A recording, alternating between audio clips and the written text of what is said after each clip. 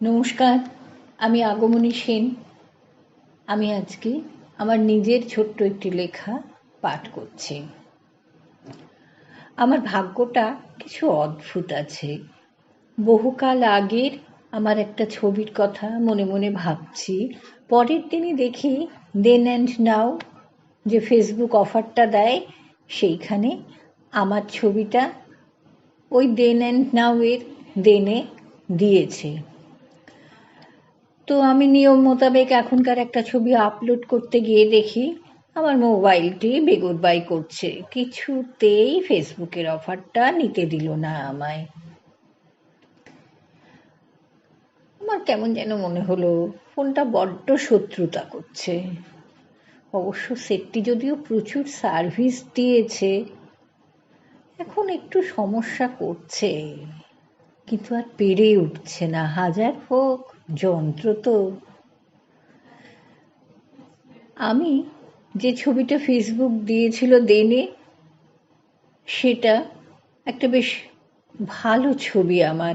আগে আগে অবশ্য যেভাবে ছবি তুলতাম সুন্দর আসতো। আমার মা বলতেন ফটোজেনিক ফেস। এখন একটু কায়দা কানুন করতেই হয়, বয়স হয়েছে তো। তার মধ্যে দু একটা পদস্থ হয়ে যায়। সম্প্রতি আমার মেয়ের তোলা একটি ছবি বেশ সুন্দর উঠেছে।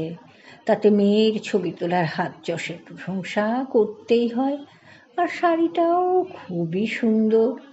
আর আমি এখন মাঝারি রকম, তবু সব মিলিয়ে ছবিটা ফেসবুকের দর্শকদের ভালোই লেগেছে। অন্তত ছবি পোস্টে কমেন্ট এবং রিয়াকশন তাই বলে। তা মূলে মা রাঁধে না, তাই তত্ত্ব না পান্তা। আমার ফোন আমায় অফারটা নিতেই দিল না। মন খারাপ করে দুঃখ কাহিনী বা মনের কথা আমি ফেসবুকের পাতাতে লিপিবদ্ধ করলাম। কারণ ফেসবুকের মতো এমন বন্ধু আর কে আছে?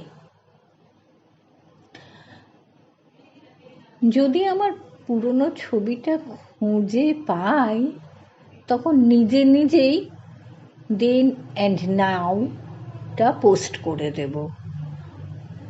দেখি খুঁজি। আমি হচ্ছি হাল ছেড়ো না বন্ধুর দলে। নমস্কার।